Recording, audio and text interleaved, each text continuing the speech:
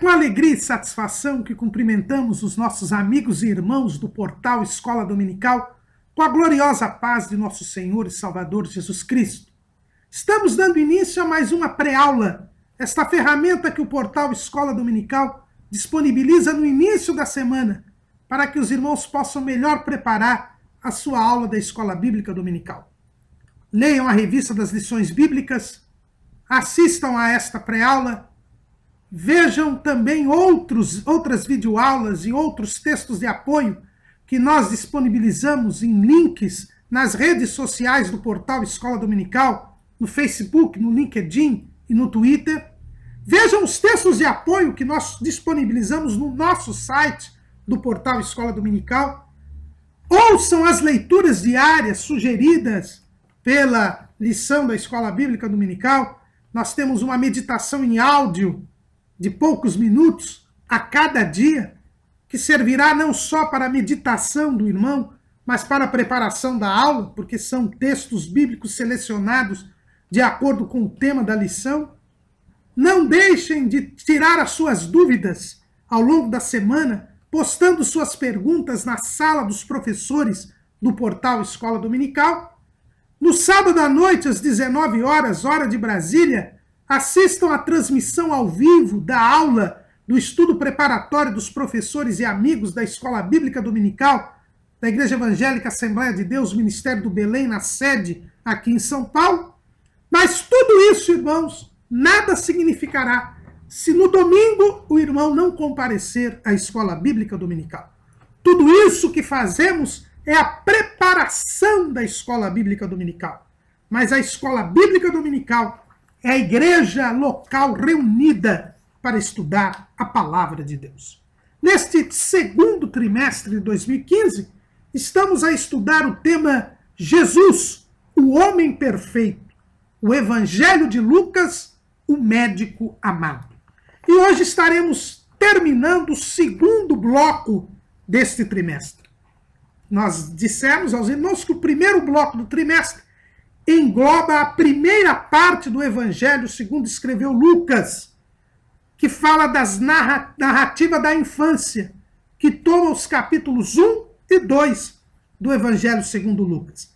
Na lição passada, na lição de número 2, nós estudamos o primeiro capítulo de Lucas até o versículo 20 do segundo capítulo. Foi a primeira porção desta narrativa da infância, onde nós estudamos o anúncio e o nascimento de João Batista e de Jesus. Hoje estaremos estudando a lição de número 3, a infância de Jesus. O comentarista desse nosso trimestre é o pastor José Gonçalves, presidente das Assembleias de Deus em Água Branca, no estado do Piauí. Hoje, mais uma vez, não seguiremos a ordem aqui do nosso comentarista. Logicamente que o tema da lição será o tema proposto pelo nosso comentarista. Mas o nosso comentarista preferiu falar de diferentes aspectos do crescimento de Jesus.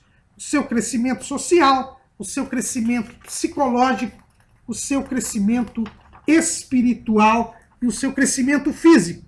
Nós continuaremos aqui na sequência dos fatos tratados por Lucas no seu capítulo 2, a partir do versículo 21. E aí, ao longo da narrativa do evangelista, nós trataremos destes aspectos muito bem analisados pelo nosso comentarista. O título da lição fala sobre a infância de Jesus. Nós já dissemos na lição anterior que Lucas é o que mais pormenorizadamente trata a respeito do desenvolvimento de Jesus. Isto não é por acaso. O Evangelho, segundo Lucas, mostra Jesus como o homem perfeito e o processo do desenvolvimento, do crescimento, é algo puramente humano. Lucas quer mostrar que Jesus realmente se fez homem e, como homem, passou por todos os estágios do desenvolvimento. Foi um embrião, foi um feto, foi concebido, foi um embrião, foi um feto, nasceu foi criança, foi adolescente e foi jovem. Não queimou nenhuma etapa. Não era um fantasminha camarada. Não. Como diz João, o verbo se fez carne e habitou entre nós. Jesus passou por todas as etapas que passa um ser humano. Embora sem pecado, porque ele foi concebido por obra e graça do Espírito Santo. É por isso que a Bíblia diz que ele foi feito semelhante aos homens. O escritor aos Hebreus, ele enfatiza este ponto. Lá no capítulo 2 da Epístola aos Hebreus, ele diz assim: porque convinha que aquele para quem são todas as coisas e mediante quem tudo existe, trazendo muitos filhos à glória, consagrasse pelas aflições o príncipe da salvação dele. Versículo 14. E visto como os filhos participam da carne e do sangue, também ele participou das mesmas coisas, para que pela morte aniquilasse o que tinha o império da morte, isto é, o diabo. Jesus participou de todas as coisas. Ele foi semelhante aos homens. A única diferença entre Jesus e os demais homens é que ele foi concebido sem pecado. E só ele e ninguém mais. E por isso, ele é semelhante, não é idêntico aos homens. Por isso, Paulo o chama de o último Adão, o segundo Adão. Porque assim como Adão, Jesus foi criado sem pecado. Mas Adão pecou e Jesus nunca pecou. É por isso que Lucas enfatiza este desenvolvimento de Jesus Cristo, porque está a apontar a Jesus como Filho do Homem, que, como os irmãos sabem, na lição 1 nós estudamos, é uma expressão repetida 26 vezes no Evangelho segundo Lucas. E nós vamos começar então a lição de hoje falando sobre a circuncisão de Jesus. Lucas, embora escreva o Evangelho aos gentios, e até por escrever o Evangelho aos gentios, precisa explicar as tradições, os costumes, a cultura judaica. E ele começa esta narrativa dizendo que quando os 8 dias foram cumpridos para circuncidar o menino, foi-lhe dado o nome de Jesus, que pelo anjo lhe fora posto antes de ser concebido. Jesus, como qualquer judeu do sexo masculino, foi circuncidado ao 8º dia. E os seus pais lhe deram o nome de Jesus, que aqui em Lucas diz que o anjo disse a Maria que o seu nome seria Jesus. Lá em Mateus, o anjo diz a José em sonho que ele deveria pôr o nome da criança de Jesus. Jesus, que quer dizer Salvador. O seu nome, Jesus já trazia a sua característica. Ele seria o Salvador do mundo. Mas é importante nós vermos aqui que quando Lucas faz questão de dizer que Jesus foi circuncidado ao 8º dia, como mandava a lei, ele estava a mostrar que Jesus era aquele que tinha nascido de mulher e nascido sob a lei. Certamente aqui vemos a influência do ensino do apóstolo Paulo sobre Lucas. Lucas, que a tradição diz que nasceu em Antioquia, portanto, se converteu ali em Antioquia, fazia parte da igreja de Antioquia, e o mestre da igreja de Antioquia foi Saulo, como nós vemos ali no capítulo 11 do livro de Atos dos Apóstolos. Então, aprendendo com Paulo, e Paulo escreve em Gálatas 4:4, que vindo a plenitude dos tempos, Deus enviou o seu filho, nascido de mulher, nascido sob a lei. Jesus foi nascido sob a lei. Ele era um homem, um judeu, e como tal, sujeito à lei de Moisés. Não era um ET, não era um fantasminha camarada, mas um homem inserido na sociedade, no povo, um verdadeiro ser humano. E por isso, ao 8º dia, ele foi circuncidado.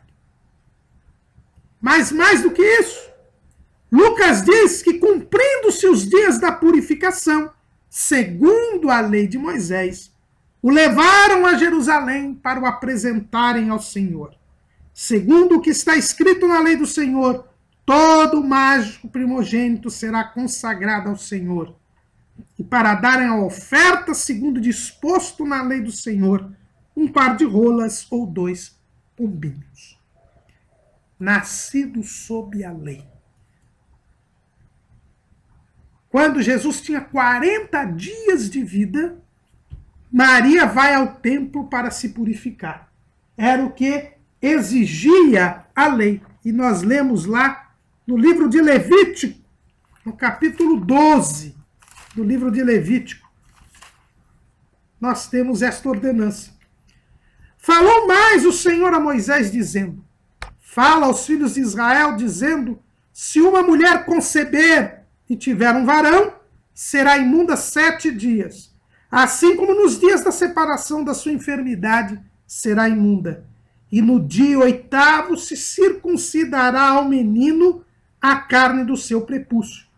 Depois ficará ela 33 dias no sangue da sua purificação. Nenhuma coisa santa tocará, e não virá ao santuário até que se cumpram os dias da sua purificação. A lei tinha de ser cumprida. Por isso, quando Jesus teve 40 dias de vida, no 40º dia, Maria vai ao templo para oferecer o sacrifício pela sua purificação. E aí nós vemos que a família de Jesus era uma família pobre. Por quê? Porque aqui diz em Levítico 12 e 8, ou 7, o qual o versículo 6, mas quando forem cumpridos os dias da sua purificação, por filho ou por filha, trará um cordeiro de 1 ano por holocausto, e um pombinho ou uma rola para expiação do pecado, diante da porta da tenda da congregação ao sacerdote. E o versículo 8, mas se a sua mão não alcançar assaz para um cordeiro, então tomará 2 rolas ou 2 pombinhos, um para o holocausto e outro para a expiação do pecado. Assim o sacerdote por ela fará propiciação e será limpa. Há alguns pregadores por aí hoje em dia dizendo que Jesus era rico, que havia prosperidade material na família de Jesus. E falam isso por causa da teologia da prosperidade. Mas não é o que Lucas registra. Lucas registra que Maria levou 2 rolas ou 2 pombinhos, porque não tinha condições financeiras para comprar um cordeiro e fazer o holocausto pela sua purificação. A lei dizia que se a pessoa fosse pobre, ao invés de levar um cordeiro e um pombinho, levasse 2 pombinhos ou 2 rolas. E foi isso que Maria levou para ser purificada, porque eles eram pobres. Haviam vindo do alistamento para Belém e não tinham nenhum lugar na estalagem. A criança havia nascido na manjedoura, no estábulo. Estavam em condições precárias, mas foram cumprir a lei. Foram de Belém até Jerusalém para cumprir a lei. Eram pais piedosos, eram pais tementes a Deus. Foi este o ambiente que Deus escolheu para haver nascido o seu filho. A lei tinha de ser cumprida. E Jesus tinha que ser consagrado a Deus porque ele era um primogênito. Isso era o que a lei determinava. Em várias passagens na lei de Israel é dito que o primogênito era de Deus, era santificado a Deus e deveria ser consagrado a Deus. E José e Maria o fazem, levando Jesus para o templo. Na mente dos seus pais havia perplexidade. O Messias havia nascido, mas eles estavam em precárias condições econômico-financeiras. estavam numa grande pobreza. Será mesmo que a promessa de Deus havia se cumprido? Tudo estava contrário. Mas quando eles chegam ao templo, Deus age mais uma vez. A Bíblia diz que havia um homem em Jerusalém cujo nome era Simeão, um homem justo, temente a Deus, que esperava a consolação de Israel, e o Espírito Santo estava sobre ele. E o Espírito Santo lhe havia revelado que ele não morreria enquanto não visse o Messias. E naquele dia o velho Simeão é levado pelo Espírito Santo ao templo. E quando Simeão chega, ali entra aquele casal com os 2 pombinhos, com uma criança recém-nascida. E o Espírito Santo lhe diz: Simeão, ali está o Salvador, ali está o Messias. E Simeão crê.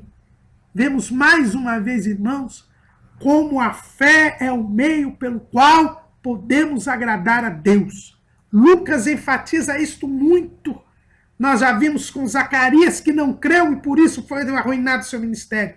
Mas nós vimos com Maria, que creu. Nós vimos com os pastores de Belém que creram. E agora nós vemos com Simeão que crê. Lucas vai mostrando que o evangelho aos gentios é o evangelho, é o poder de Deus para a salvação de todo aquele que crê. Por isso andamos de fé em fé, porque o justo viverá pela fé. É a influência paulina sobre Lucas. Não é? Porque é Paulo em Romanos que diz isso. Porque no evangelho se descobre a justiça de Deus de fé em fé, como está escrito, mas o justo viverá da fé. Os justos creem e por isso vivem pela fé. Simeão pega aquela criança tão pequenina nos seus braços e agradece e louva a Deus, dizendo: agora podes despedir o teu servo em paz, porque os meus olhos já viram a tua salvação. Assim como os pastores de Belém, Simeão vê naquela criança indefesa o Salvador. Ele vê pela fé, porque a fé é a prova das coisas que não se veem. Se ele cresce no imaginário judaico, do grande guerreiro, do grande libertador, ele jamais aceitaria que uma família pobre, e Simeão, ele era, a Bíblia não diz se ele era um sacerdote, provavelmente não, mas Simeão era um conhecedor das coisas de Deus, porque ele esperava a consolação de Israel, ele conhecia as promessas messiânicas, ele cria nessas promessas messiânicas. O Espírito Santo estava sobre ele. E ele sabia de tudo quanto o Antigo Testamento falava a respeito do Messias, que reinaria. E quando ele vê um casal chegando com 2 pombinhos, portanto um casal pobre, com uma criança nos braços, e o Espírito Santo lhe disse que aquele era o Messias, ele poderia dizer: não, o Messias tem que nascer num palácio. O Messias tem que ser rico. O Messias tem que ser alguém de família nobre. Não, ele crê. Ele simplesmente crê, irmãos.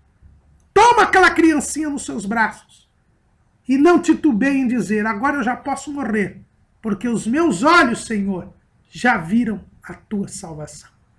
Ver o Messias numa criança recém-nascida, de um casal pobre, é ser um homem de fé. Mas é isto que Simeão nos ensina. E nós aqui hoje temos que ser como Simeão. Nós temos que ser justos, tementes a Deus. Nós temos que ter a esperança do arrebatamento da igreja. E temos de ter uma vida de santidade para que o Espírito Santo esteja em nós. Simeão estava na lei, por isso o Espírito Santo estava sobre ele. Mas agora que nós estamos na graça, o Espírito Santo está em nós. Será que nós somos estas pessoas, irmãos? Será que nós somos justos, tementes a Deus? Será que realmente nós estamos esperando Jesus? E quem tem esta esperança de João se santifica a si mesmo? E o Espírito Santo está em nós? E nós podemos ver nas pequenas coisas, mesmo incompreensíveis, o zelo e o cuidado de Deus para conosco? Eis o desafio que Simeão nos deixa. Aliás, o nome Simeão quer dizer aquele que ouve. Ele ouvia a voz do Espírito Santo, era obediente ao Espírito Santo e dirigido pelo Espírito Santo. E aqui nós vemos uma outra característica do Evangelho segundo Lucas. Lucas mostra que o Espírito Santo é aquele que age para que o homem, em suas falhas, em sua imperfeição, possa fazer a vontade de Deus. João Batista foi cheio do Espírito Santo desde o ventre. Isabel foi cheia do Espírito Santo. Maria foi cheia do Espírito Santo. Agora, Simeão era guiado pelo Espírito Santo. E é cheio também do Espírito Santo. E ali, quando ele toma sua criança nos braços e agradece a Deus e louva a Deus, o Senhor o usa e ele fala profeticamente a respeito daquele menino. E ele diz que seria ele luz para iluminar as nações e para a glória do teu povo Israel. E se dirige a Maria, que guardava estas coisas no seu coração. Nós vemos lá no capítulo 1, versículo 19, que Maria guardou no seu coração aquilo que os pastores lhe falaram, que foi um estímulo à sua fé. E agora, mais uma vez, ela tem a sua fé estimulada, para que cresça naquilo que foi dito a respeito da criança, apesar de tudo estar dando ao contrário aos olhos humanos. E Simeão vira para Maria e diz: eis que este é posto para a queda e elevação de muitos em Israel, e para sinal que é contraditado, e uma espada traspassará também a tua própria alma, para que se manifestem os pensamentos de muitos corações. Simeão acabara de ser usado por Deus para dizer que Jesus era verdadeiramente o Messias, que não só seria o Messias de Israel, mas que seria a luz de todo o mundo.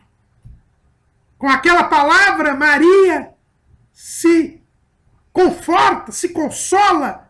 Havia mais uma confirmação. Não só Maria, mas José, porque a Bíblia diz que os dois se maravilharam das coisas de que Simeão dizia. Era mais uma confirmação de Deus para fortalecimento da fé daquele casal. Mas Simeão também traz uma outra notícia para Maria. Jesus, ele seria posto como queda e elevação de muitos em Israel. Seria um sinal de contradição. Maria viu o que estava acontecendo na sua vida e não batia nada com aquilo que o anjo havia dito. E Simeão diz: olha, vai ser sempre assim. Jesus é o sinal de contradição. Ele será contraditado, ele será contrariado, porque ele não corresponde aos anseios da lógica humana. Ele não atende à razão humana. Ele fará a vontade de Deus e ele fará como Deus quer e que não é compreendido pelos homens. E como um sinal de que ele será um sinal de contradição, uma espada traspassará a sua própria alma. Simeão já prenuncia aqui o sacrifício de Jesus. O sacrifício de Jesus. Porque essa espada que traspassou a alma de Maria foi a dor que ela sentiu por ser testemunha ocular do sacrifício de Jesus. Como João nos diz, lá no capítulo 19 e no versículo 25, João diz assim: e junto à cruz de Jesus estava sua mãe e a irmã de sua mãe, Maria de Cleofas, e Maria Madalena.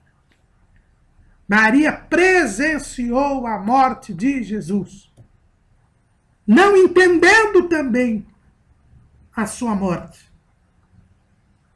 não compreendendo como aquele que o anjo havia dito que seria rei estava ali morrendo na cruz. Como diz o pastor Ailton Muniz de Carvalho, é só depois que o centurião diz verdadeiramente este era o Filho de Deus, que Maria entenderá que Jesus cumpriu sim o seu ministério e fez a vontade de Deus. Maria guardava as coisas no coração, mas Simeão disse, inspirado pelo Espírito Santo, que Jesus seria o sinal de contradição. E o próprio Jesus confirmaria isso no seu ministério. Lá em Lucas, no capítulo 12, versículo 49, assim está escrito: vim lançar fogo na terra, e que mais quero, se já está aceso? Importa, porém, que seja batizado com um certo batismo, e como me angustio até que venha cumprir-se. Cuidais vós que vim trazer paz à terra? Não vos digo, mas antes dissensão. Porque daqui em diante estarão 5 divididos numa casa, 3 contra 2, 2 contra 3. O pai estará dividido contra o filho contra o pai, a mãe contra a filha e a filha contra a mãe, a sogra contra a sua nora e a nora contra a sua sogra. Jesus veio trazer dissensão. Jesus veio e, na sua vinda, ele exige do homem a tomada de uma posição. Ou ele é aceito, ou ele é rejeitado. E é por isso que Jesus divide a humanidade em 2 grupos. Aqueles que creem nele e alcançam a vida eterna. E aqueles que o rejeitam, que não creem nele e que por isso têm a perdição eterna. Jesus trouxe esta divisão, esta contradição. Ao mesmo tempo que ele nos leva em comunhão a Deus, ao mesmo tempo que ele restabelece a amizade entre Deus e o homem, ele gera divisão no meio da humanidade. Porque o homem tem que optar entre crer em Jesus ou rejeitar a mensagem da salvação. É esta contradição que caracteriza o ministério de Jesus. E é esta contradição que segue os discípulos de Jesus. É por isso que, ao mesmo tempo que a igreja é a manifestação do amor de Deus, da salvação de Deus, é a realização da redenção da humanidade, ela também gera o conflito espiritual. E por isso ela é perseguida. É por isso que Jesus diz: edificarei a minha igreja e as portas do inferno não prevalecerão contra ela. Jesus estabelece o conflito espiritual. Jesus estabelece a luta entre o bem e o mal, embora ele tenha vindo para juntar o homem a Deus. Por isso os anjos diziam paz na terra. Paz, shalom em hebraico, significa completude. Jesus veio restaurar o homem, torná-lo em comunhão um com Deus. Mas ao mesmo tempo que ele faz o homem um com Deus, ele gera dissensão na humanidade, porque há aqueles que rejeitam a sua mensagem. Fritz Hilliker, que escreve um comentário do Evangelho segundo escreveu Lucas, ele nos diz a respeito disto, né? Ele diz assim: Simeão na realidade fala de um grande evento, de um golpe mortal de espada, em decorrência do qual seu coração de mãe sangrará. Mas Simeão ainda não vê que evento é esse. O Espírito de Deus poupa-o dessa mais terrível das imagens de horror, a ignominiosa execução de Jesus como facínora no madeiro maldito. Ele poupa também a mãe, mas a aflição e a gravidade do madeiro maldito já estão diante dos olhos de Simeão, quando este menciona, em lugar da cruz sofrida por Jesus, a espada que traspassa a mãe de Jesus. O mesmo evento, porém, que penetra como uma espada na alma de Maria, serve simultaneamente para que se manifestem os maus pensamentos de muitos corações. Na cruz do Calvário, manifestou-se o coração de Judas, a maléfica autoconfiança de Pedro, além da fraqueza dos demais discípulos. Na cruz do Calvário, manifestou-se o coração hipócrita dos fariseus, cheio de inveja e de ódio, o coração pusilânime de Pilatos, a volubilidade do povo de Israel entre seu hosana e o crucificam, e a rudeza dos gentios. Na cruz do Calvário, explicitou-se o que Jeremias 17:9 diz: extremamente traiçoeiro ao coração e desesperadamente corrupto. Quem o consondará? A contradição exacerbada até a crucificação real do príncipe da vida desmascara o íntimo do coração de todo mundo, dos inimigos do próprio Senhor, de cada pessoa. Lutero diz: não apenas eu, mas nem mesmo um apóstolo teria sido capaz de imaginar ou crer que existe uma maldade tão grande no mundo. É a contradição que é anunciada aqui por Simeão. Agora, este sofrimento de Maria, de que Simeão fala, a espada traspassaria sua alma, nada tem que ver com participação de Maria na redenção da humanidade. Os defensores do culto a Maria andam até querendo que o Papa declare um quinto dogma mariano, o dogma da corredenção. Eles dizem que Maria foi corredentora, foi sócia de Jesus na redenção da humanidade, porque ela teria sofrido assim como Jesus sofreu. E, para tanto, trazem como evidência esta profecia de Simeão.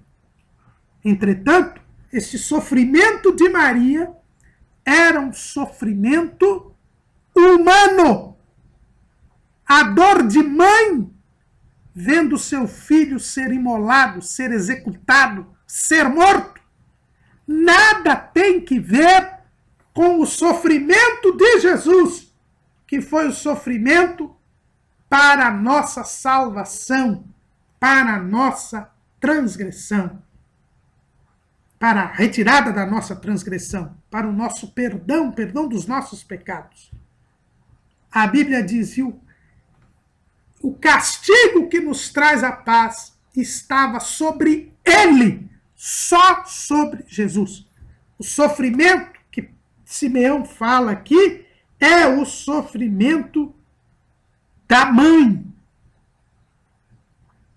O momento em que Maria não entendia nada do que acontecia, onde parecia que tudo que o anjo lhe havia dito havia caído por terra. Não tem nada a ver com corredenção aqui. E nós colocamos bem este pensamento de dois pais da igreja, Beda e Agostinho. Beda diz o seguinte: portanto, devemos entender a espada que traspassou a sua alma foi aquele que se diz, e a espada nos lábios deles atravessou sua alma. Está lá no Salmo 58:8. Isto é, referindo-se à dor da Virgem pela paixão do Senhor, a qual, ainda quando parecia que Jesus morria por vontade própria, como Filho de Deus, e ainda quando não duvidasse que haveria de vencer a mesma morte, porém não pôde ver crucificar o filho de suas estranhas sem um sentimento de dor.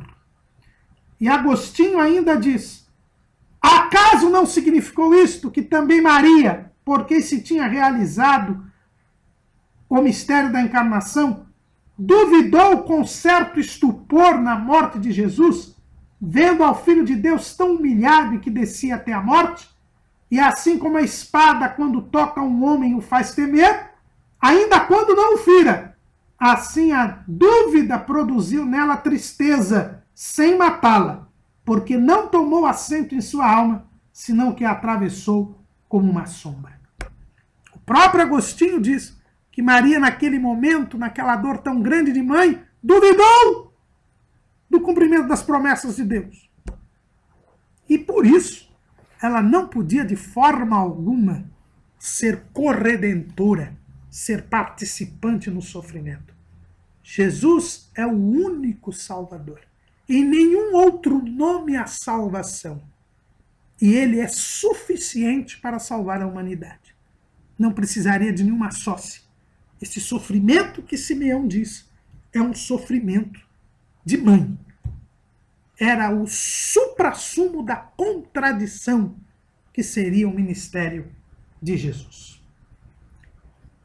Mas Deus, querendo ainda mais consolar aquele casal, para que ele não duvidasse das suas promessas, não usou apenas Simeão, mas usou também Ana, uma viúva de quase 84 anos, profetisa da tribo de Azer, que vivia no templo em jejum, oração, de noite e de dia. E ela ali chega e começa a profetizar, e começa a confirmar que aquela criança era o Messias. José e Maria eram estimulados em sua fé. Foram apresentar Jesus ao Senhor no templo. E, na verdade, é o Senhor que apresentava Jesus. Quem era Jesus? Aos simples e aos humildes. Àqueles que esperavam a vinda do Messias. Jesus é apresentado a Simeão, é apresentado a Ana, é apresentada a todos que esperavam a redenção em Jerusalém, diz Lucas no capítulo 2, versículo 38. E ainda as coisas assim acontecem. Jesus é apresentado àqueles que creem. Jesus hoje é apresentado àqueles que esperam. Jesus é apresentado àqueles que amam, àqueles que confiam. É o Espírito Santo quem revela Jesus às pessoas. Revelou a Simeão, revelou a Ana, revelou a todos ali os que se interessaram por ouvir aquelas profecias no templo. A apresentação de Jesus nos ensina que Deus quer fazer Jesus conhecido dos homens e o faz através do Espírito Santo. Em seguida, Lucas já diz o seguinte, no capítulo 2, versículo 39. E quando acabaram de cumprir tudo segundo a lei do Senhor, voltaram a Galileia para a sua cidade de Nazaré. Lucas não fala dos episódios registrados por Mateus. Na verdade, nós sabemos que José e Maria, após apresentarem a criança, foram morar em Belém, onde ficaram até quase 2 anos, um pouco mais de 2 anos, quando receberam a visita dos magos. E aí, avisados em sonho por um anjo, fogem de Belém, porque Herodes mata as crianças em Belém, e vão para o Egito. E quando voltam do Egito, depois da morte de Herodes, ao saberem que Arquelau, seu filho, estava reinando na Judéia, preferiram voltar para Nazaré. Isto, portanto, acontecido aí uns 5 anos depois. Lucas não fala disso, só fala que eles foram a Nazaré.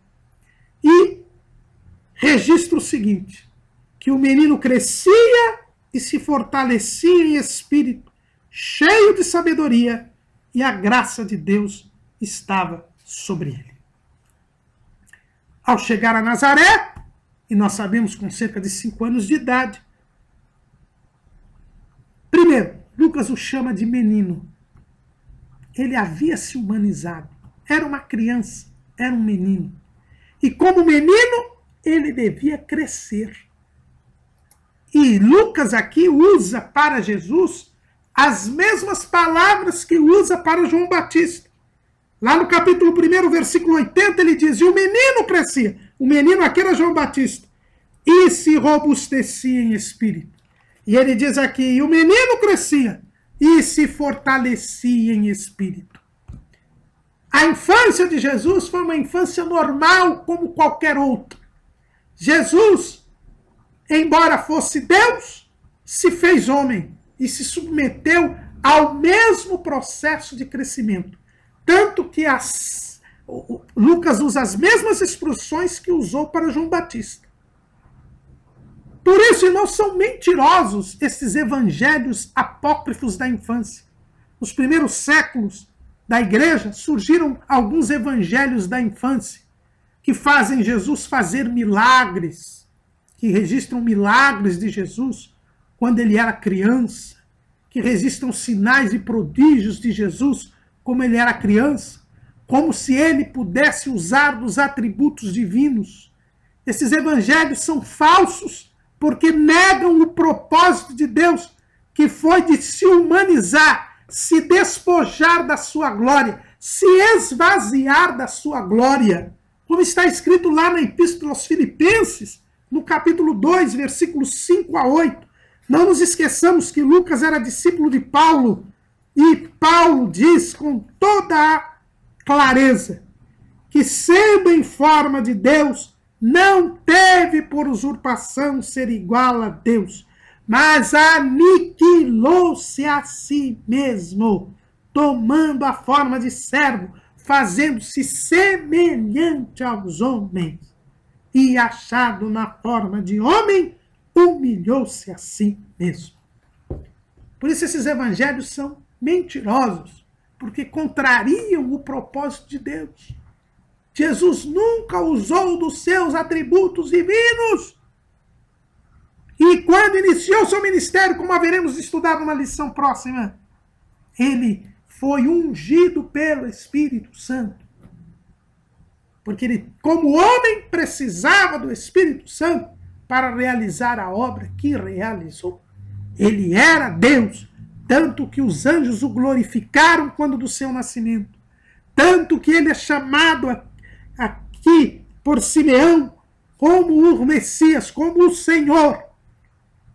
Mas ele se havia feito homem e por isso tinha que passar por todos os processos que um homem haveria de passar.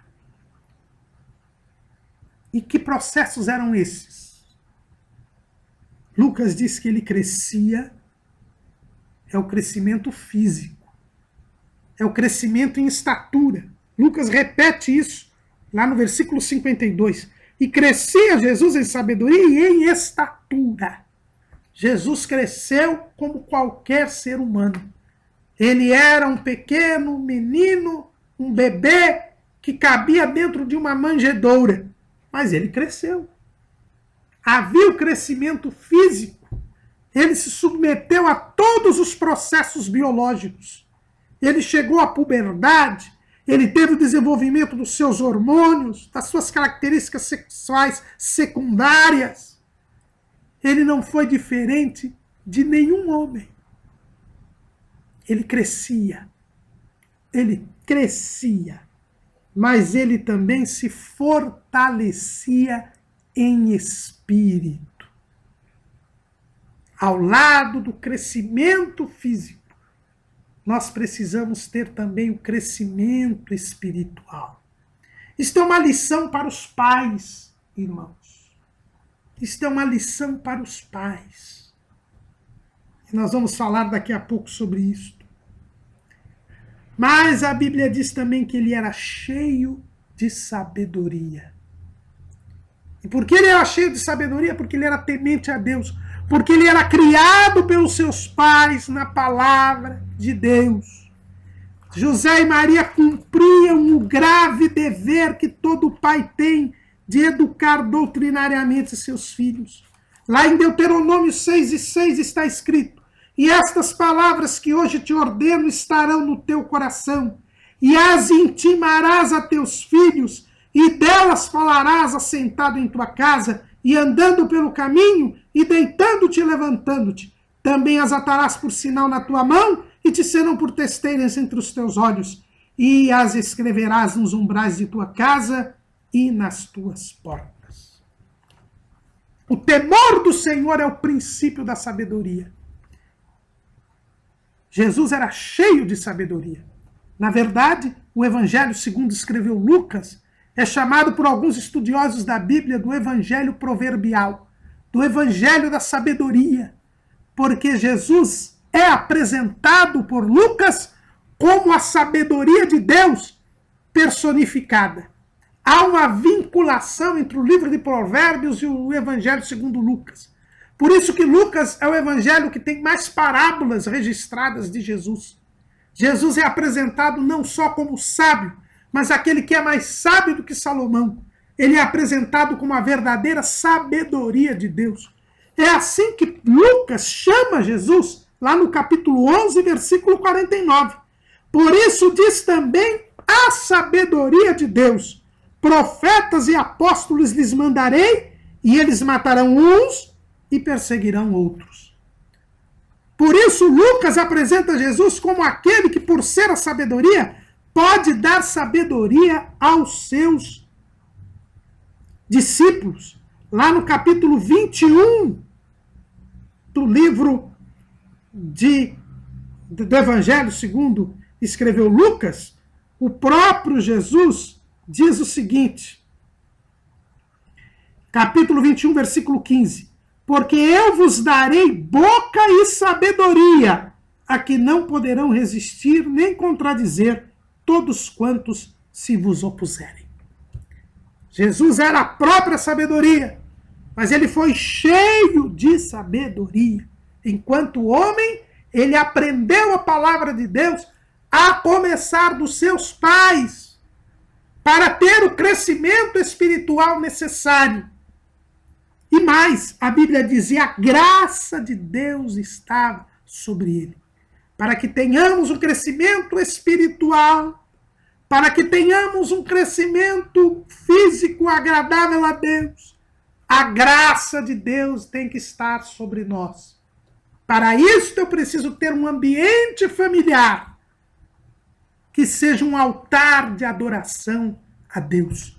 Foi por isso que Jesus nasceu numa família constituída pelo casamento de um homem e de uma mulher tementes a Deus e justos e piedosos, que creram em Deus. É este o lugar escolhido por Deus para o desenvolvimento de um ser humano. É por isso, irmãos, que nós temos que prezar pela nossa família. É por isso, irmãos, que hoje boa parte das nossas crianças, jovens e adolescentes estão perdidos.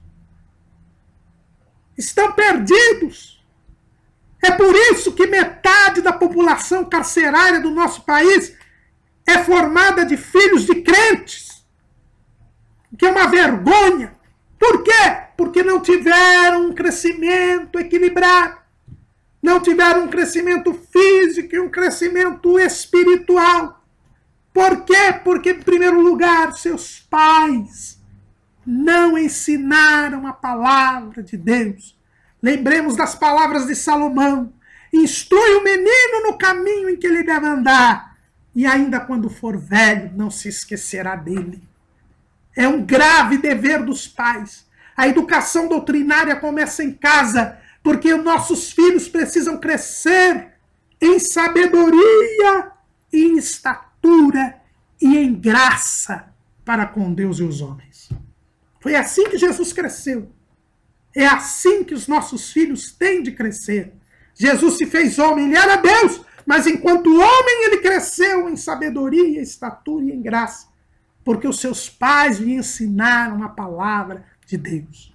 Ele foi cheio de sabedoria, e o princípio da sabedoria é o temor ao Senhor. Há culto doméstico na sua casa?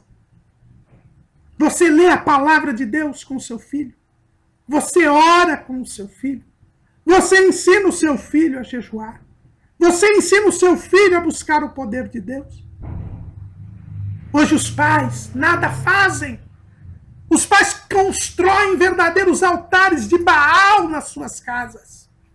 As crianças aprendem tudo o que não presta na televisão, na internet, nas escolas, porque hoje as nossas escolas são verdadeiros antros de ensino anticristão.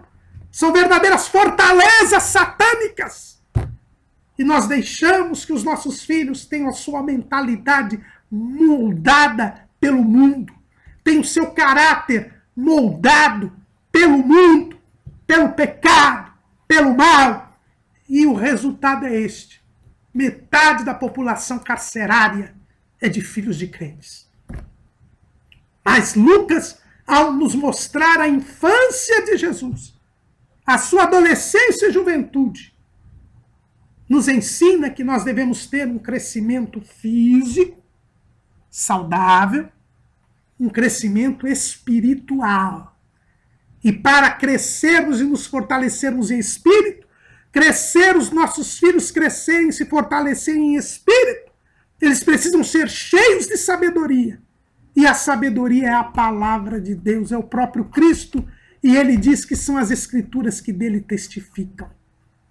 Nossos filhos precisam crescer em sabedoria, temer a Deus, aprender a ter uma vida de oração, de meditação nas escrituras, uma vida de busca do poder de Deus, aprender a doutrina, aprender a palavra de Deus. Isto começa em casa. A igreja deve cumprir o seu papel, sim. A igreja deve trazer, complementar este ensino e suprir onde este ensino não existe. Era isso que faziam os levitas e sacerdotes quando liam a lei a cada 7 anos em Israel, para suprir a eventual falha dos pais no ensino da lei do Senhor. Mas o papel da igreja é subsidiário. José e Maria cumpriram o seu grave dever. E por isso Jesus crescia e se fortalecia em espírito, cheio de sabedoria, e a graça de Deus estava sobre ele. Façamos a nossa parte, ensinemos a palavra de Deus aos nossos filhos, transformemos o nosso lar em um altar de adoração a Deus e não em um altar de Baal. E a graça de Deus estará sobre nós e protegerá os nossos filhos e livrará os nossos filhos dos dias difíceis de multiplicação do pecado, desses dias trabalhosos que nós estamos a viver. Jesus estava sob a graça de Deus.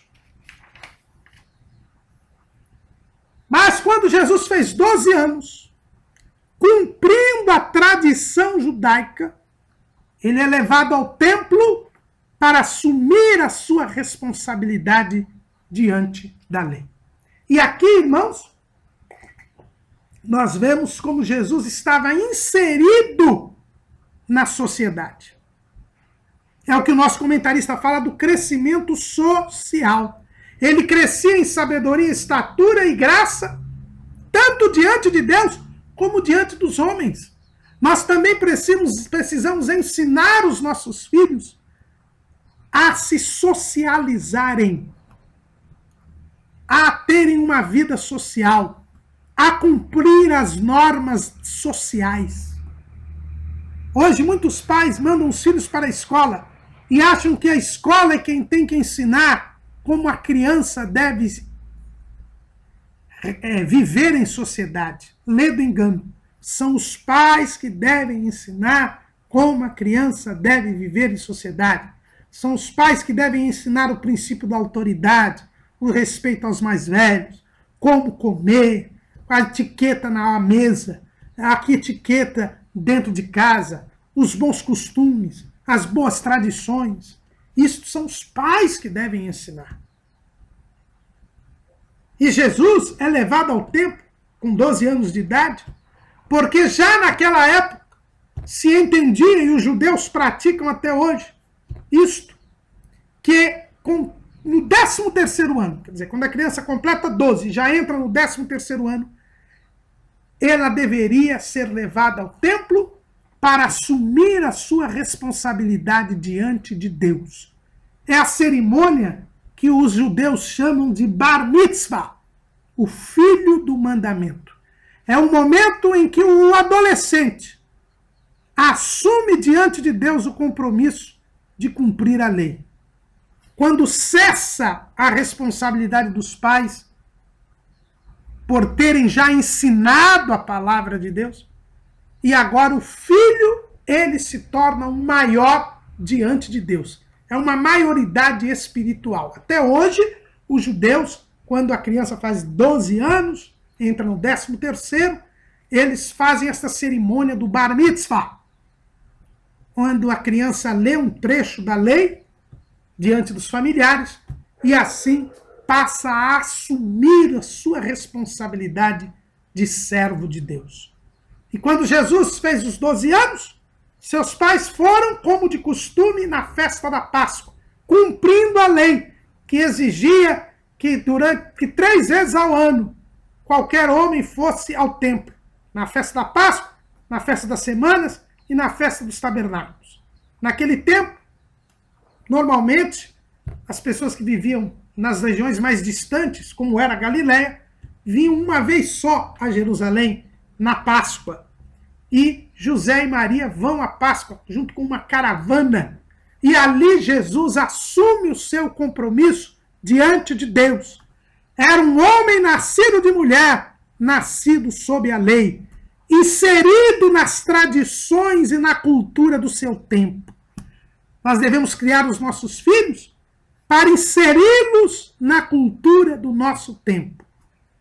Que eles aprendam a palavra de Deus, que não se deixem levar pela mentalidade mundana, mas eles devem ser criados para serem sal da terra e luz do mundo, para terem uma vida social. Nós não podemos querer que os nossos filhos fiquem à parte da sociedade. Santidade não é sectarismo. Não estamos e não fomos chamados por Deus para viver à margem da sociedade, mas para ser um elemento purificador na sociedade. E é isso que eles fazem. A tradição judaica mandava, e Jesus ali assume o seu compromisso diante de Deus, como filho do mandamento, Bar Mitzvah. E quando termina a festividade, José e Maria voltam com a caravana de Nazaré, achando que Jesus estava ali no meio deles. Mas eles percebem que Jesus ali não estava. E voltam para Jerusalém e ficam 3 dias procurando por Jesus. Porque imaginavam uma criança interiorana, o que a atrairia numa grande cidade como Jerusalém? E eles vão em vários lugares, esquecidos de que Jesus é o Messias. E o lugar que o atraía era o templo, o lugar da presença de Deus. E Jesus estava ali, no meio dos doutores. Porque era comum que os doutores indagassem algumas crianças, alguns jovens, procurando talentos para suas academias rabínicas, para formar novos doutores da lei, para formar novos escribas. E Jesus ali estava, no templo. E o que é interessante é que Lucas diz que aconteceu que passados 3 dias o acharam no templo, assentado no meio dos doutores, ouvindo-os e interrogando-os. Jesus é a sabedoria de Deus. Como nós já vimos, o próprio Lucas faz questão de chamá-lo assim. E ele prova que é assim, porque ele começou ouvindo os doutores. A sabedoria começa pelo ouvir. Por isso diz Tiago que nós devemos ser prontos para ouvir e tardios para falar. Salomão, em vários provérbios, fala da importância de ouvirmos. Jesus primeiro ouviu os doutores e depois os interrogou. E quando os pais chegam depois de 3 dias de um ensino interativo, é por isso que nós devemos, irmãos, privilegiar a escola bíblica dominical, porque o ensino da escola bíblica dominical é o ensino de Jesus. Jesus ensinava através de perguntas e respostas, através de uma interatividade. Desde este primeiro ensino dele, ali no meio dos doutores, ele ouvia e interrogava. Havia perguntas e respostas. Assim foi durante todo o ministério de Jesus. E é por isso que a Escola Bíblica Dominical é tão proveitosa, porque ela segue o método de Jesus, a interatividade para o ensino. E os pais de Jesus, José e Maria, chegam e veem Jesus assentado no meio dos doutores. Esta posição sentada era a posição do mestre em Israel. Depois de 3 dias, e nós citamos aqui o livro do pastor Ailton Muniz de Carvalho, Cristo Desconhecido, quando ele, de uma forma muito poética, muito literária, descreve como teria sido estes 3 dias de ensino direto de Jesus. Quantas maravilhas, quantos mistérios não foram desvendados. Os escribas estavam admirados com a inteligência daquele menino. 3 dias ininterruptos, 72 horas de ensino de Jesus. E Jesus já estava sentado como mestre no meio dos doutores. É mais uma cena para estimular a fé daquele casal, que viviam numa aldeia desprezada como era Nazaré, numa penúria muito grande, e que podiam pensar, como é que se cumprirá aquilo que foi dito pelo anjo? Mas ali encontram seu filho numa posição de mestre, no meio dos doutores, dos maiores mestres de Israel, ouvindo-os e interrogando-os. E quando eles chegam, eles perguntam, mas por que você fez isso conosco? Por que você não foi embora? Por que você ficou aqui? Preocupações de pais. Maria pergunta isto para Jesus, a mostrar que Maria não havia ainda compreendido tudo quanto estava a acontecer na vida dela, de seu esposo e daquela criança, daquele jovem já adolescente. E então, Jesus disse para ela, por que é que me procuráveis? Não sabeis que me convém tratar dos negócios de meu Pai? E aí Lucas mostra claramente que no momento em que Jesus assume a responsabilidade diante de Deus, ele adquire a plena consciência de que ele era o Filho de Deus. No momento em que Jesus assume a sua responsabilidade diante do Senhor, como homem, este homem tem a noção de que ele é o Messias, o Filho de Deus.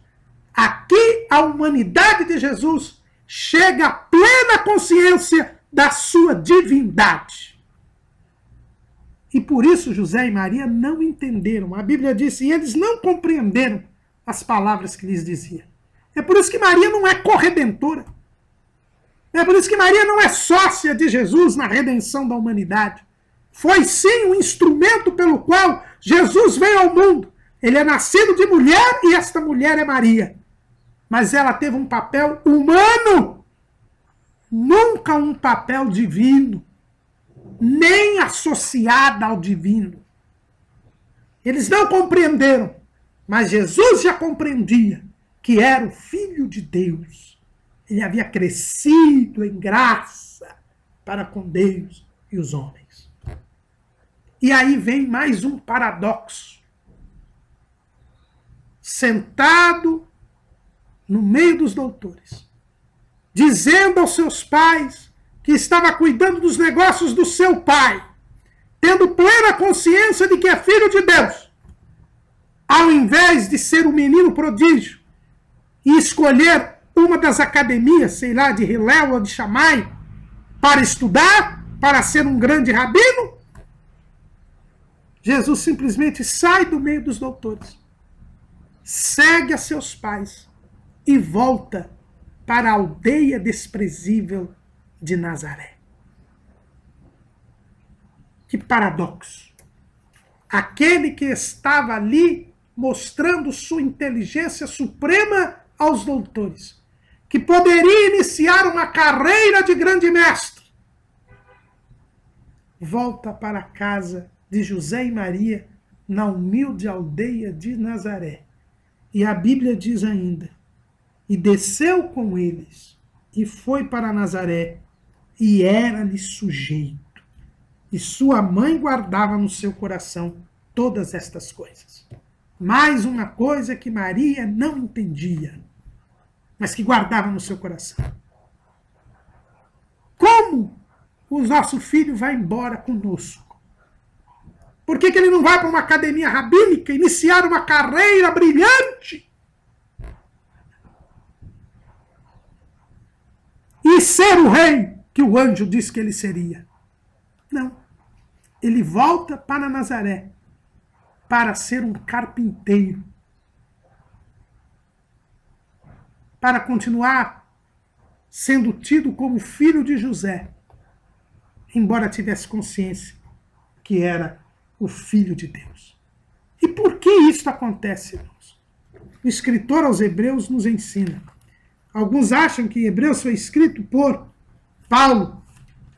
E aqui nós temos uma evidência disso, pois o Evangelho de Lucas é muito influenciado por Paulo. E o escritor aos Hebreus diz no capítulo 5, versículo 8, ainda que era filho, aprendeu a obediência por aquilo que padeceu. Jesus precisava aprender a obedecer. Enquanto Deus, ele nunca obedeceu, porque ele era o Senhor. Mas agora, enquanto homem, ele tinha que obedecer. E ele aprendeu a obediência. Por isso que Lucas diz que ele desceu com José e Maria, foi para Nazaré e era-lhe sujeito. Ele era submisso. Ele aprendeu a obediência. E a obediência começa pela obediência aos pais. Por isso nós precisamos ensinar os nossos filhos a obedecerem aos pais. Porque se eles não obedecerem aos pais, eles não vão aprender a obediência e por isso não terão uma vida social adequada e muito menos servirão a Deus. Porque para servir a Deus eu tenho que ser obediente a Deus. Se eu não obedeço aos pais, não obedeço aos superiores, não tenho uma vida social de obediência, jamais terei uma vida espiritual de obediência. Jesus volta para Nazaré e ali é sujeito. E ali, sabendo que é o Filho de Deus, se comporta como filho de José. Ao invés de ser um rabino formado nas academias rabínicas, vai ser carpinteiro, como é o seu pai.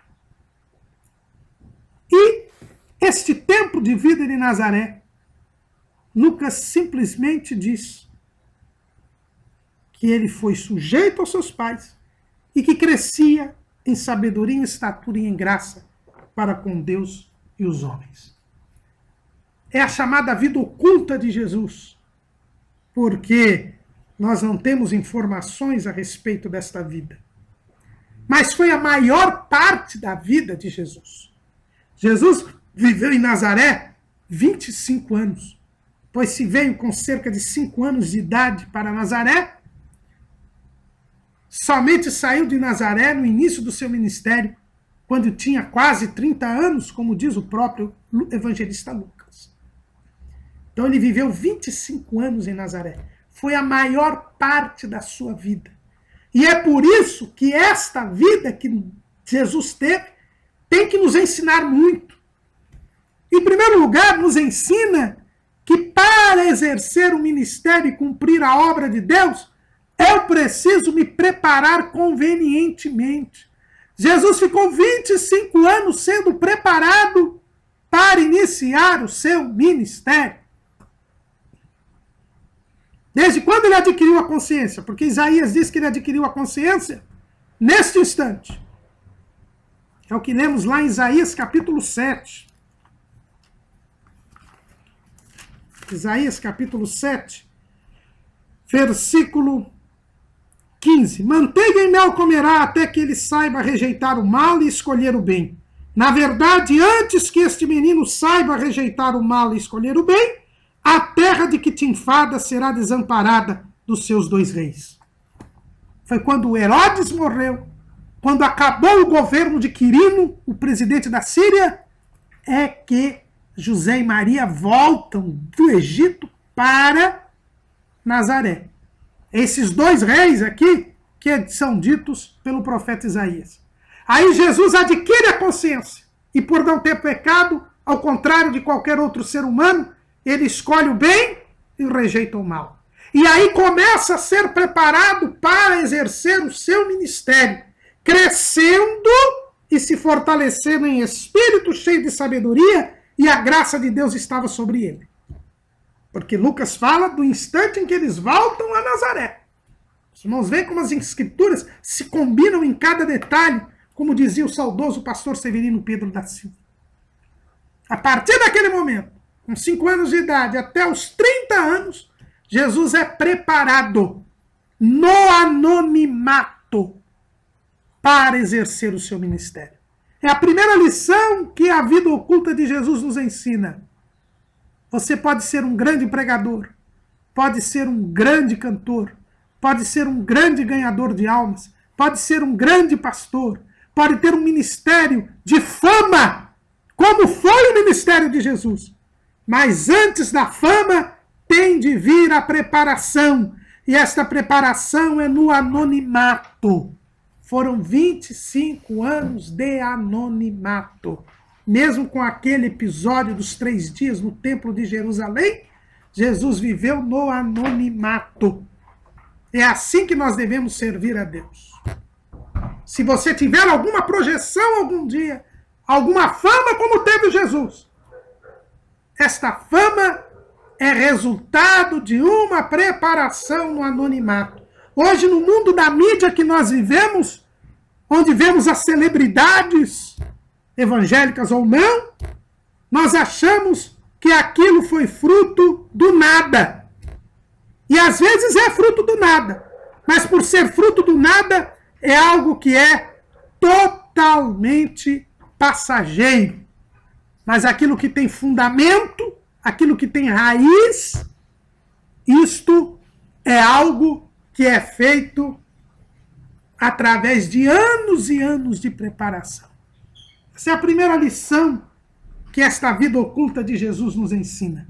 É preciso haver um crescimento espiritual, um crescimento psicológico, um crescimento biológico, um crescimento espiritual, que dê raízes para a projeção. As grandes árvores que se sobressaem na natureza, elas só são grandes árvores porque têm grandes raízes. Raízes que as pessoas não veem, mas que são as responsáveis pelo sustento e pela aparência e pela altura das grandes árvores. E quanto mais alta a árvore, mais profunda é a raiz. Se não, acontece como aqui em São Paulo, as árvores que não têm raiz, que caíram aí nas chuvas deste verão, muitas árvores, porque eram grandes e altas, mas não tinham raízes. Jesus teve uma preparação cuidadosa, e nós precisamos preparar os obreiros, os homens e os servos de Deus, as servas de Deus. E esta preparação começa em casa. Foi em casa, lá na casa humilde de Nazaré, que Jesus preparou o seu grande ministério. O ex-chefe da Igreja Romana, o Papa Paulo VI, em 5 de janeiro de 1964, em visita a Nazaré, pronunciou um discurso que passou para os anais da história, onde ele fala das 3 lições da vida oculta de Jesus. E pela sua biblicidade, nós iremos aqui falar sobre isso para concluir a nossa aula. A vida oculta de Jesus nos traz 3 grandes lições. A primeira lição é a lição do silêncio. A Bíblia é silenciosa, ela é silente a respeito deste período de 25 anos da vida de Jesus. E neste silêncio, nós aprendemos que nenhuma obra de Deus se faz se não há intimidade com Deus. A Bíblia nada registra destes 25 anos. Existem alguns que dizem que Jesus foi para a Índia aprender a mística budista ou hinduísta, que é um absurdo. Nesses anos de silêncio, Jesus cresceu em intimidade com Deus. Ao ter noção que era o Filho de Deus, o Messias, ele começa uma vida de comunhão íntima com Deus, uma vida de meditação nas Escrituras, uma vida de oração, uma vida de piedade, uma vida de santidade, sendo carpinteiro, filho do carpinteiro, sendo tido como filho de José, sabendo que era o Filho de Deus, na sua intimidade, no seu segredo com Deus, ele cria as raízes para o seu ministério. A primeira lição que nós aprendemos da vida oculta de Jesus é a lição do silêncio. Para termos um ministério profícuo, proveitoso, agradável a Deus, precisamos ter intimidade com Deus. Precisamos ter uma vida em secreto com Deus. A segunda lição que Jesus nos ensina na sua vida oculta é a lição da vida familiar. Tudo se deu em família, como nós temos dito desde o começo desta aula. Uma família constituída segundo a vontade de Deus. Um homem e uma mulher unidos pelo casamento, que ensinam a doutrina do Senhor ao seu filho, que fazem do seu lar um altar de adoração a Deus, que ensinam o que é amar a Deus e amar ao próximo.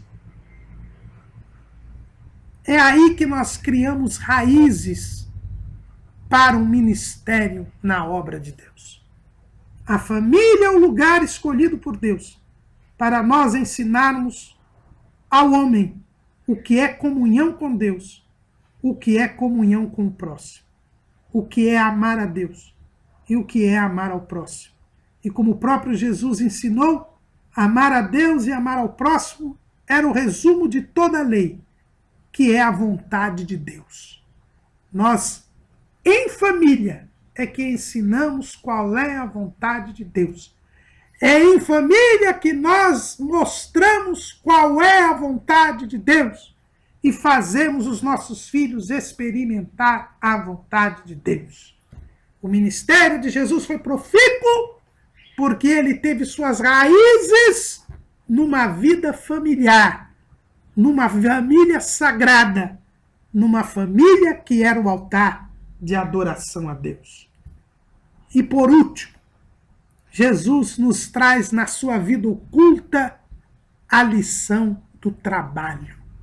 Sendo filho de Deus, tendo consciência que era o Messias que haveria de salvar a humanidade, Jesus, nesses 25 anos, ou pelo menos nesses 13 anos, 18 anos, ele trabalhou como carpinteiro. Ele assumiu a posição social de filho de José. Ele era carpinteiro, filho do carpinteiro. E é por isso. E quando ele volta, já no seu ministério a Nazaré, dizendo que era o Messias, as pessoas não podiam crer, porque só tinham visto até então o carpinteiro, que era filho do carpinteiro. Tinham visto apenas o filho de José e não o filho de Deus. Mas, na lição do trabalho, Jesus mostra que no anonimato ele se submeteu à ordem divina, que mandava que nós trabalhássemos e que do suor do nosso rosto tirássemos o nosso sustento.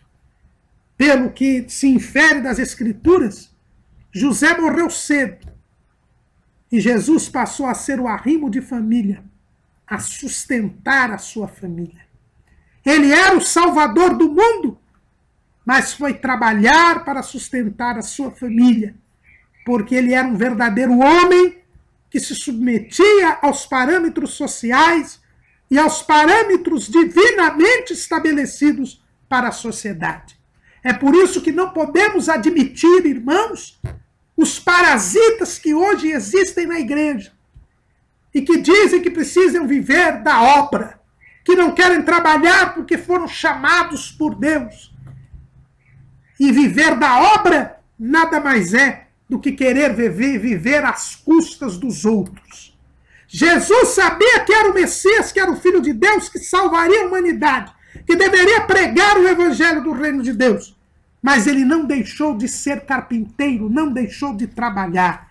E se o Salvador não deixou de trabalhar, quem são estes homens que se dizem chamados por Deus e que não querem trabalhar? Paulo, ele foi bem claro, lá na segunda carta aos Tessalonicenses. Ele diz assim: porque quando ainda estávamos convosco, vos mandamos isto, que se alguém não quiser trabalhar, não coma também. Porque ouvimos que alguns entre vós andam desordenadamente, não trabalhando, antes fazendo coisas vãs. A esses tais, porém, mandamos e exortamos por nosso Senhor Jesus Cristo, que trabalhando com sossego, comam o seu próprio pão. Não é verdade que alguém que é chamado por Deus deva viver à custa da igreja, porque foi chamado por Deus. Não é esta a lição que Jesus nos ensina. Ao contrário, ele nos ensina a lição do trabalho. Ele era o Filho de Deus. Ele era o Messias. Ele redimiria a humanidade. Mas enquanto não começou o seu ministério, ele trabalhou como carpinteiro, porque ele tinha um crescimento equilibrado em sabedoria, em estatura e em graça para com Deus e os homens. Que estes fatos a respeito da infância, adolescência e juventude de Jesus nos ensinem que devemos ser verdadeiros seres humanos, inseridos na sociedade, em crescimento equilibrado, pois só assim faremos a vontade de Deus, pois só assim cumpriremos a obra do Senhor, como seu Filho amado cumpriu. Amém?